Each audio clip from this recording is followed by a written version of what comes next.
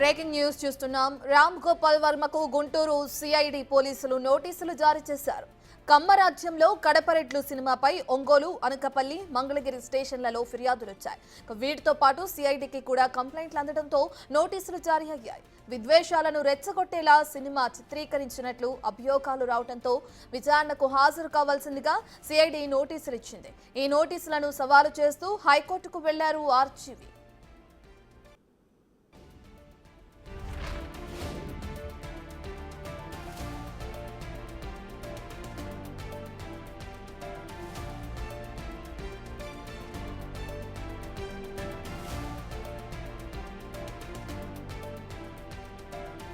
ఇక గుంటూరు సిఐడి పోలీసుల నుంచి నోటీసులు అందుకున్నారు రామ్ గోపాల్ వర్మ. దీనికి సంబంధించిన పూర్తి డీటెయిల్స్ అందించడానికి మా ప్రతినిధి శివ అందుబాటులో ఉన్నారు.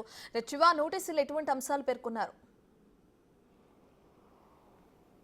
మొత్తం మీద చూసుకుంటే రామ్ గోపాల్ వర్మకి సంబంధించి కమ్మరాజ్యంలో కడపరెడ్లు అనే సినిమా టైటిల్ని తీశారు. అయితే అప్పట్లో ఈ సినిమా విడుదల సమయంలో హైకోర్టు డైరెక్షన్ చేసింది, టైటిల్ మార్చాలని చెప్పి సూచన చేసింది. అయినప్పటికీ కూడా రామ్ గోపాల్ వర్మ మొన్నటి ఎన్నికల వరకు కూడా ఆ టైటిల్ని మార్చకపోవటాన్ని ఉద్దేశిస్తూ కూడా సిఐడి అధికారులు గతంలోనే రామ్ గోపాల్ వర్మకి నోటీసులు ఇచ్చారు. నోటీసులు ఇచ్చిన దాని పెదప ఆయన దాదాపుగా 8 వారాలు గడువు కావాలని చెప్పి సిఐడి అధికారులకి మెసేజ్ పెట్టారు. ఈ నేపథ్యంలో సిఐడి అధికారులు మరొకసారి విచారణకు రావాలని చెప్పి నోటీసులు జారీ చేశారు. ఆయనపై ఒంగోలు, అనకాపల్లి, మంగళగిరి 3 చోట్ల కూడా సిఐడి అధికారులకు సంబంధించి కూడా ఫిర్యాదు చేయడం జరిగింది. ఫిర్యాదుపై విచారించిన సిఐడి అధికారులు దీంట్లో ఎవరెవరు ఉన్నారు, ఏంటి, సాక్షులు, ఫిర్యాదుదారులు అందరినీ కూడా సమగ్రంగా విచారణ చేసి మరొకసారి ఆయనకి నోటీసులు ఇచ్చారు. అయితే ఈ నోటీసులు ఇచ్చిన దాని నేపథ్యంలో ఆయన ఈ నెలలో 15వ తేదీలోపు విచారణకు రావాలని చెప్పి సిఐడి అధికారులు కోరారు. అయితే ఆ నోటీసును సవాల్ చేస్తూ ఏపీ హైకోర్టులో బెయిల్ పిటిషన్ ఇవ్వాలని, అంటే సిఐడి అధికారులు ఇచ్చిన నోటీసుని క్వాష్ చేయాలని చెప్పి కోరుతూ అలాగే తదుపరి విచారణ నిలిపివేయాలంటూ కూడా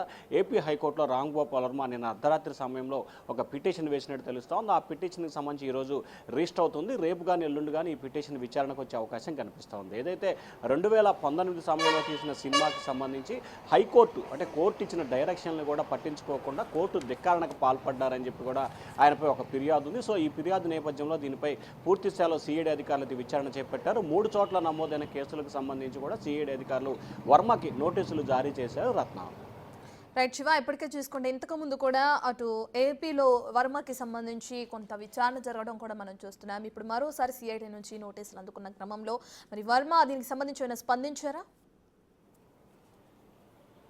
ప్రస్తుతం అదే వర్మకి సిఐడి అధికారులు నోటీస్ ఇచ్చారు. ఆ నోటీసులో విచారణకు హాజరు కాకుండా డుమ్మా కొట్టే ఉద్దేశంతో హైకోర్టులో ఆయన పిటిషన్ దాఖలు చేశారు. తదుపరి చర్యలు నిలిపివేయాలి, లేకపోతే దీంట్లో తనకు బెయిల్ మంజూరు చేయాలని చెప్పి కోరుతూ కూడా ఆయన హైకోర్టులో పిటిషన్ దాఖలు చేశారు. కాబట్టి ఇంకా న్యాయ పోరాటం చేస్తున్న నేపథ్యంలో దీనిపై ఆయన అధికారికంగా కానీ అనాధికారంగా ఎటువంటి సమాధానం కానీ సమాచారం ఇచ్చే కానీ అవకాశాలే తెలియవు. గతంలో ఏదైతే సోషల్ మీడియాలో పెట్టిన పోస్టులకు సంబంధించి కూడా ప్రకాశం జిల్లా మద్దిపాడు పోలీస్ స్టేషన్లో ఆయనపై ఫిర్యాదు నమోదైంది. దాదాపుగా ఆయన 2 సార్లు ప్రకాశం జిల్లా ఒంగోలు పోలీసులు విచారణకు పిలిచారు. ఒక రోజంతా ఆయన విచారించి పంపించిన పరిస్థితి కనిపించింది. ఆ తర్వాత సిఐడి అధికారులు నోటీసులు ఇచ్చి గత నెల 14 విచారణకు రమ్మన్నారు. కానీ ఆయన గత నెల 14న విచారణకు రాకుండా 8 వారాల సమయం కోరారు. ఈ నేపథ్యంలో ఆయన విచారణకు మరొకసారి రావాలని చెప్పి సిఐడి అధికారులు నోటీసు ఇచ్చిన నేపథ్యం ఆయన హైకోర్టును ఆశ్రయించారు. రత్న రైట్ శివ, ఇంతకు ముందు కూడా ఒక కేసులో పోలీసులు ఏపీ నుంచి ఇక్కడికి హైదరాబాద్ రావటం, ఆర్జీవిని అరెస్ట్ చేయడానికి ఆయన ఇంటి దగ్గర వేచి ఉండడం కూడా మనం చూసాం. అప్పుడు నేను ఇంట్లో లేనని చెప్పడం, ఆయన నేను తర్వాత వచ్చి మాట్లాడతానని చెప్పడం కూడా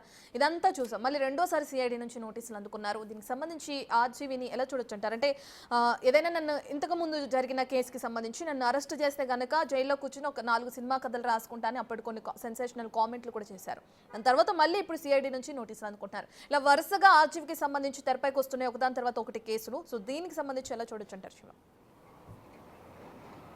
అంటే ఖచ్చితంగా ఆర్జీవీకి సంబంధించి ఆయన పేరుకి మాత్రమే జైల్లో అరెస్ట్ వేస్తే సినిమా రాస్తాను, సినిమాల స్టోరీలు రాస్తానని చెప్పి చెప్తా ఉన్నారు. వాస్తవానికి నిజంగా ఆయన సినిమా స్టోరీలు రాసుకునే అవకాశం ఉంటే హైకోర్టులో ముందస్తు బెయిల్ పిటిషన్ ఎందుకు వేయాలనేది ఇప్పుడు టీడీపీ నేతలు అడుగుతున్న ప్రశ్న.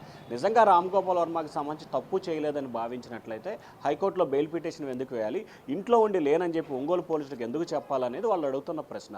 రామ్ గోపాల్ వర్మకి సంబంధించి ఆంధ్రప్రదేశ్ వ్యాప్తంగా దాదాపుగా ఇప్పటి వరకు సోషల్ మీడియాలో ఆయన వ్యవహరించిన తీరు కానీ లేకపోతే కమ్మరాజ్యంలో కడపరెడ్లు సినిమా విషయానికి సంబంధించి కానీ, అలాగే లోకేష్, చంద్రబాబు, పవన్ కళ్యాణ్పై చేసిన వివాదాస్పద వ్యాఖ్యలకు సంబంధించి కానీ ఆయనపై ఆంధ్రప్రదేశ్ వ్యాప్తంగా అనేక చోట్ల దాదాపుగా 12-13 ఫిర్యాదులు వచ్చాయి. సో ఈ 12-13 ఫిర్యాదులకు సంబంధించి ఒంగోలు జిల్లాలో ఒక పోలీసులో కేసు నమోదైన పరిస్థితి కనిపించింది. ఆ తర్వాత విజయవాడ, మంగళగిరి, అనకాపల్లి, ఒంగోలు మళ్ళీ సిఐడికి సంబంధించి తదితర పోలీస్ స్టేషన్లో ఫిర్యాదులు నమోదని వీటన్నిటిని కూడా సిఐడి విచారణ చేపట్టింది. సో ఈ నేపథ్యంలో సిఐడి విచారణకు ఆయనకు సహకరించాల్సిన పోయి ఎదురుగా ఆయన కోర్టులో బెయిల్ పిటిషన్ దాఖలు చేయడం, లేకపోతే పోలీసులు అడిగితే సమాధానం చెప్పకుండా ఉండటం, పోలీసులు వస్తే లేడని చెప్పడం, ఇట్లా రకరకాల విచిత్రమైన సంఘటనలు చేస్తూ కూడా రామ్ గోపాల్ వర్మ విచారణ తప్పించుకునే ప్రయత్నం చేస్తున్నారని చెప్పి ఇటు పోలీసులు, ఇటు టీడీపీ నేతలైతే ఆరోపణ చేస్తున్న పరిస్థితి కనిపిస్తూ ఉంది.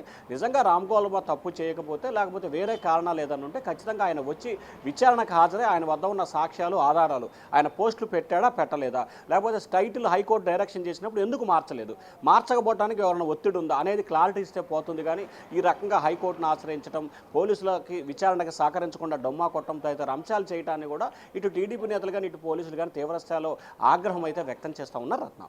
Right, thank you Shiva.